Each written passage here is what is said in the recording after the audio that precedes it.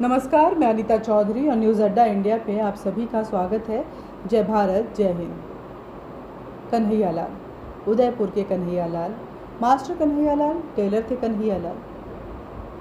उनकी खून से लथपथ तस्वीरें शायद आप तक पहुंच चुकी होंगी। हम अपने स्क्रीन पे नहीं दिखा सकते उन तस्वीरों को, हैं तो हमारे पास, लेकिन तस्वीरें इतनी भयावह हैं और उनको दिखाना शायद सोशल मीडिया पर कि इस प्लेटफॉर्म पे गुनाह हो सकता है। हमारी आवाज़ को भी बंद किया जा सकता है, इसलिए उन तस्वीरों को नहीं दिखाएंगे हम। और लेकिन आप समझिए कि कट्टरवादिता, ये जो तालिबानी सोच है, ये जो गज़वाए हिंद के लिए बढ़ते हुए कदम हैं, वो भारत में किस तरह घुस चुके हैं, किस कदर वो अपनी पैठ बनाते जा रहे हैं, किस तरह भारत में अगर आप सही बात पे भी सिर्फ वो हिंदुत्व का मसला हो उसका समर्थन देते हैं तो आपके गले काट दिए जाते हैं। ये स्थिति भारत की होती जा रही है और हम सेकुलरिज्म का राग अलाप रहे हैं। वो इस्लामीकरण के लिए बेताब हो रहे हैं और हम भाईचारे के लिए परेशान हो रहे हैं। वो भाईजान के नाम पर पीठ में खंजर भोंक रहे हैं और हम गंगा जमनी तहजीब के नाम पर उन्हें गले लगा रहे हैं। ईद का पे हम उनकी सेवैयाँ खा रहे हैं और वो हमारे खून के प्यासे हो चुके हैं। आखिर कब तक इस तरह के रिश्ते को हम आगे बढ़ाते रहेंगे? कैसे इस तालिबानी सोच को हम नज़रअंदाज कर देंगे? और अगर हम नज़रअंदाज कर रहे हैं तो इसका मतलब हमारी रगों में खून नहीं, पानी है। और जो लोग भी इन चीज़ों का समर्थन कर रहे हैं, मैं ये कहती हूँ कि वो देश के गद्दार हैं, वो इस देशवासियों के गद्दार हैं। चाहे वो विनोद कापड़ी हों, चाहे वो सुमित अवस्थी हों, चाहे अजीत अंजुम या कोई और। सुमित अवस्थी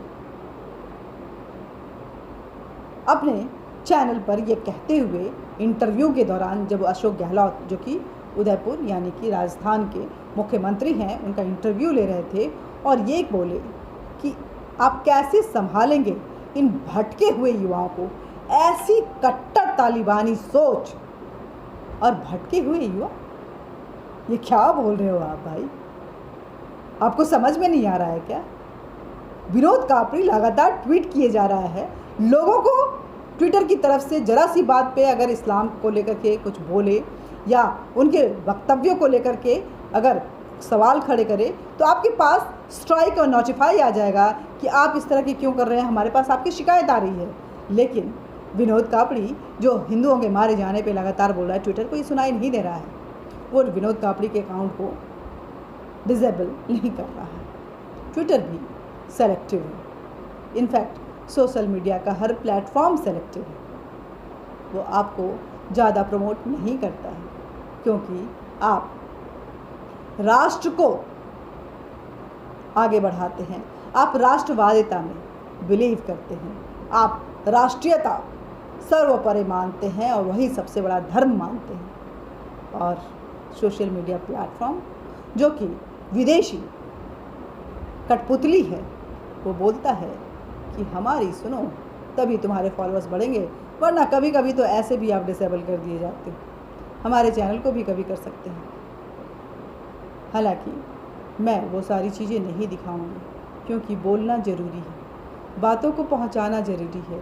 तस्वीरों को महसूस कीजिए और समझने की कोशिश कीजिए कि कन्हैयालाल को कितनी बेदर्दी और निर्ममता से उनकी हत्या इन शांति दूतों ने, भाईजान, भाईचारे के जो अपने आप को अग्रसर दूत बोलते हैं, जो गंगा जमनी तहजीब में विश्वास रखते हैं, वो सिर्फ इस वजह से कन्हैयालाल की हत्या कर दिए क्योंकि नुपुर ने जो बोला था, कन्हैयालाल ने उसका समर्थन किया था। इसलिए कन्हैयालाल को जिंदा रहने का अधिकार नहीं था। धमकी तो ये भी दी गई थी कि नुपुर शर्मा को के गले भी काट दिए जाएंगे जैसे कन्हैयालाल के काटे गए हैं। अब सुनिए, उदयपुर के कन्हैयालाल की खून से लथपथ तस्वीरें मुझे पक्का पता है कि आप सब देख रहे होंगे, आप तक पहुंच चुकी होंगी। अगर नहीं पहुंची हैं तो उदयपुर लिखकर फेसबुक पे सर्च कीजिए, गूगल पे सर्च कीजिए, ट्विटर पे सर्च कीजिए, आपके पास आ जाएंगी वो तस्वीरें। अगर पहुंची हैं तो हिम्मत रखिए, टूटिए मत। दिल को दहला देने वाली ये तस्वीरें हैं, लेकिन आप टूटिएगा तो आखिर एकजुटता कैसे आएगी, इसलिए टूटिएगा मत। कन्हैया लाल टेलरिंग का काम करते थे, दर्जी का काम करते थे। उनके दुकान में सीसीटीवी कैमरा लगा हुआ था, लेकिन मोहम्मद रियाज ने गला काटते हुए स्वयं वीडियो बनाया था। वो सीसीटीवी में पर भी विश्वास नहीं करता था। वो भारत को एक संदेश देना चाहता था कि अगर कोई भी ऐसा करता है तो उसका गला ऐसे ही काट लिया जाएगा। और विनोद कापड़ी मोहम्मद ज़ुबैर की पैरवी कर रहे हैं। वही मोहम्मद ज़ुबैर जिसको दिल्ली पुलिस उठा ले गई है, ऑल्ट न्यूज़ वाले मोहम्मद, जो फैक्ट चेक के नाम पे घृणा और नफरत फैलाते थे। मीडिया वाले कह रहे हैं कि पूरी वीडियो टीवी पर नहीं दिखा सकते, मैं भी नहीं दिखा सकती, मैं तो जरा सा भी नहीं दिखा सकती, वो दिखाने लायक चीज़ ही नहीं है। इतना घिनौना, इतनी विभत्स वो तस्वीरें हैं, इतना क्रूर कोई कैसे हो सकता है, ये समझ में नहीं आ रहा है। इस वक्त मैं नहीं पूछने जाऊंगी कि मीडिया से कि आखिर वो तस्वीरें आप क्यों नहीं दिखा सकते हैं। बहुत सारी तस्वीरें आप दिखाते हैं जो आपत्तिजनक होती हैं, फिर इस तस्वीर को दिखाने में आपको क्यों डर लग रहा है? आप क्यों नहीं दिखाना चाहते? क्यों आपको लग रहा है कि ये तस्वीरें नहीं दिखानी चाहिए? किसको बचाव रहे हैं, किसका बचाव कर रहे हैं? सुमित अवस्थी के उस भटके हुए युवा का, या विनोद कापड़ी के उस प्रोवोकेटिव स्टेटमेंट के बाद जो उसको जस्टिफाई कर रहे हैं कि ये काम जो किया है वो एक प्रोवोकेशन में किया है, उसका बचाव कर रहे हैं? किसका बचाव कर रहे हैं? कन्हैया लाल के सामने मोहम्मद रियाज अपने एक साथी के साथ कपड़ा सिलवाने के बहाने आता है, और वहीं पर एक दिन के उजाले में, वहीं पर, ये दिन दहाड़े की बात है, कोई रात की भी बात नहीं है, दिन के उजाले में वो कन्हैया लाल के गला रेत से काट देता, रेत कर काटता है, गला रेत कर काट देता है और इनकी हत्या कर देता है। ये है मोहम्मद रियाज। मोहम्मद रियाज खुद इस बात को कबूलता है।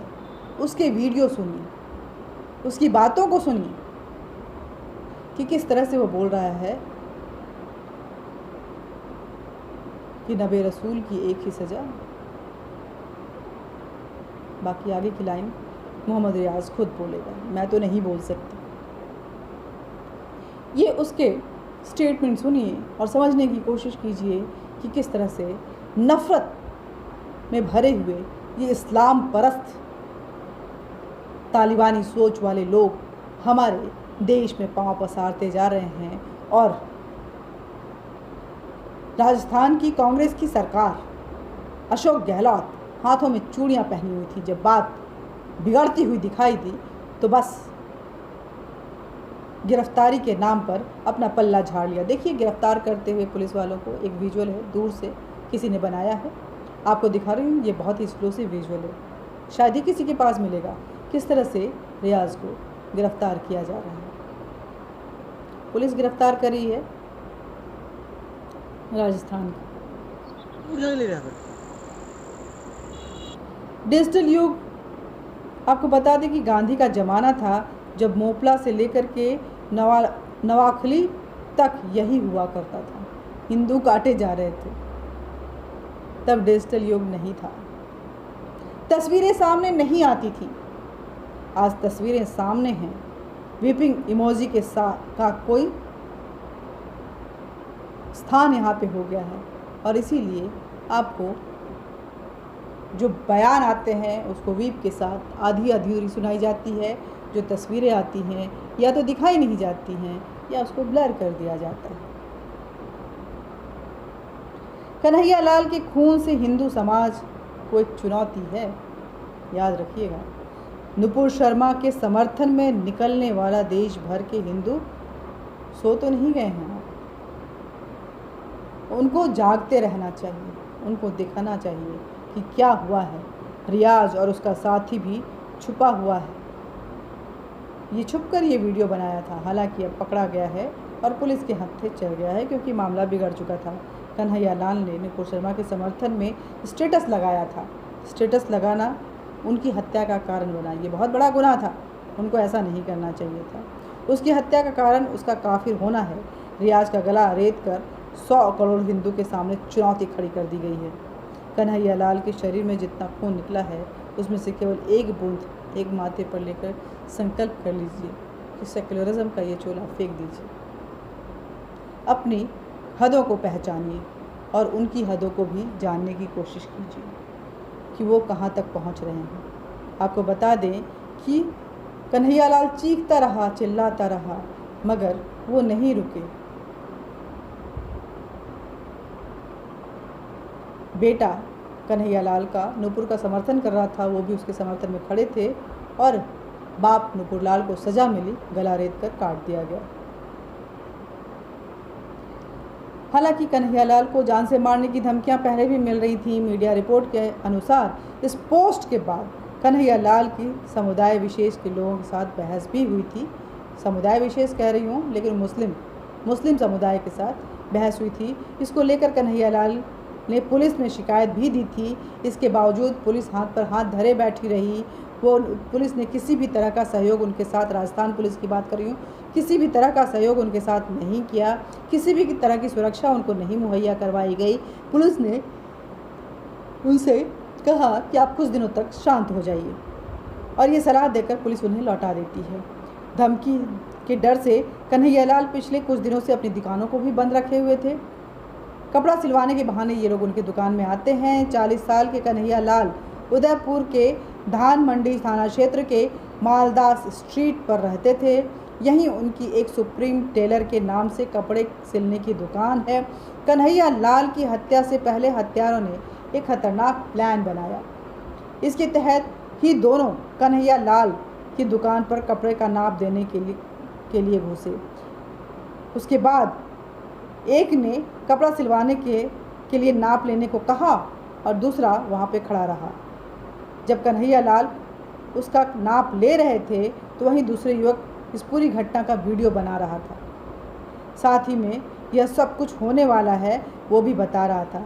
नाप लेने के दौरान ही अचानक से युवक ने कन्हैया लाल पे धारदार हथियार से तलवार हमला बोल दिया। कन्हैया लाल चीखता रहा, फिर भी हमलावर नहीं माने और दिन दहाड़े तालिबानी अंदाज में उनकी हत्या कर दी गई। पुलिस की लापरवाही साफ नज़र आ रही है। राजस्थान पुलिस क्या कर रही थी या राजस्थान की सरकार क्या कर रही थी समझ में। अरे अशोक गहलोत जी, आप क्या कर रहे हैं? दिल्ली में आके आप हंगामे करते हैं, सड़क जाम कर रहे हैं, किस बात के लिए? कि अग्निवीर नहीं बना। उनको लोगों को, इस देश के युवाओं को अग्निवीर नहीं बनाना चाहते हैं ताकि ये तालिबानी सोच जो है यहाँ पे जम कर खड़ा हो जाए और गले रेत कर उनकी हत्या कर दी जाए। युवाओं को आगे बढ़ने से आप रोक रहे हैं कि अग्निपथ पे नहीं जाना है, अग्निवीर नहीं बनना है, ये देश के लिए घातक है। मोदी को आप हिटलर बता रहे हैं। ये क्या है? ये क्या है अशोक गहलोत जी? ये क्या है राहुल गांधी जी, जो आए दिन ट्विटर के ज़रिए आप अपनी पॉलिटिक्स करते हैं, अजीब व गरीब बयान देते रहते हैं और ये आपको नज़र नहीं आ रहा है? कन्हैया लाल के 3 बेटे हैं। इनमें से एक बेटा 17 साल का, दूसरा 12 और तीसरा 8 साल का है। सोशल मीडिया पर नुपुर शर्मा के समर्थन में पोस्ट कन्हैया लाल के सबसे छोटे बेटे ने ही की थी। इसके बाद ही मामला थाने पहुंचा। कन्हैया लाल ने मामले में धमकी देने वाले के खिलाफ नामजद रिपोर्ट दर्ज कराई थी, लेकिन पुलिस एकदम उनको बैरंग वापस कर दी थी। पुलिस इस मामले को गंभीरता से नहीं ले रही थी। या पुलिस के समय रहते अगर आरोपियों को पकड़ लेती और इस तरह के जो धमकियां दी जा रही थी उस पर एक्शन लेती तो शायद कन्हैया लाल आज हमारे बीच जिंदा होते और ये वारदात नहीं हुआ था। देखिए, ये सारी चीज़ें ऐसी हैं जिससे आपको सोचना चाहिए, समझना चाहिए कि आप अगर इसी तरह से चुप्पी साधे रहे कि ये हमारा दरवाज़ा जो है वो तो सुरक्षित है, दूसरे का घर जल रहा है, उसमें जाकर हम क्या करें, तो यह दिन दूर नहीं रहेगा कि उस घर की आंचें लपेटें जो हैं वो आपके दरवाजे तक भी पहुंच जाएंगी। और फिर आपको भी बचाने वाला कोई नहीं रहेगा। आज कन्हैया लाल को आपके समर्थन की ज़रूरत है। कन्हैया लाल को नहीं ज़रूरत है, आपको आपके समर्थन की ज़रूरत है। अगर आप आज चुप्पी साध कर बैठे रहेंगे तो कल आपका नंबर आ सकता है, इसमें कोई दो राय नहीं है। परिस्थितियां बेहद खतरनाक होती जा रही हैं। कांग्रेस इस देश को बर्बाद करने पे तुली हुई है, खासकर राहुल कांग्रेस की अगर बात करें तो राहुल गांधी को पता है कि वो इस देश के प्रधानमंत्री नहीं बन सकते हैं, और राहुल गांधी सत्ता की लालच में इतने आक्रोशित हो चुके हैं कि अगर मैं प्रधानमंत्री नहीं बनूंगा, उनकी मम्मी सोनिया गांधी का ये कहना है कि अगर मेरा बेटा प्रधानमंत्री नहीं बनता है तो ये देश बर्बाद हो जाए, जल जाए, ख़त्म हो जाए, इसकी पहचान मिट जाए, ये नेस्तनाबूद हो जाए। यही पूरा परिदृश्य अगर आप देखेंगे तो आपकी समझ में आएगा। समझने की ज़रूरत है, सोचने की ज़रूरत है, महसूस करने की ज़रूरत है। और विनोद कापड़ी और सुमित अवस्थी, अजीत अंजुम, इस तरह के लोग जो इस तरह के कृत्यों को बिगड़े हुए नवयुवक और उसको समर्थन देते हैं, जुबैर के गिरफ्तारी पे वो हंगामा मचाते हैं, तो ये कहीं ना कहीं बिके हुए हैं। इनको कहीं ना कहीं से इंस्ट्रक्शंस मिल रहा है, वरना कोई भी पत्रकार इस तरह के कृत्य करने वाले को बिगड़ा हुआ नवयुवक कह नहीं सकता। जय हिंद, जय भारत। क्या सोचते हैं आप? जिस तरह से ये पूरा परिवेश चेंज हो रहा है, जिस तरह से हिंदुओं पे आक्रमण हो रहा है, आप इसको किस तरह से लेते हैं? कमेंट बॉक्स में ज़रूर लिखिएगा। आवाज़ को मजबूत कीजिए। आवाज़ एकजुट होती है तो आंदोलन के रूप में सामने आता है, और फिर जो अत्याचारी होता है वो सहम जाता है। अत्याचारी के कदम रुक जाते हैं, उसको पता होता है कि जिस पे अत्याचार करने जा रहा है वो मजबूत है और वहाँ उसके लिए भारी पड़ सकता है। इस वीडियो को ज़्यादा से ज़्यादा शेयर कीजिएगा। हमारे चैनल न्यूज़ अड्डा इंडिया को सब्सक्राइब कीजिएगा, लाइक कीजिएगा। जय हिंद, जय भारत।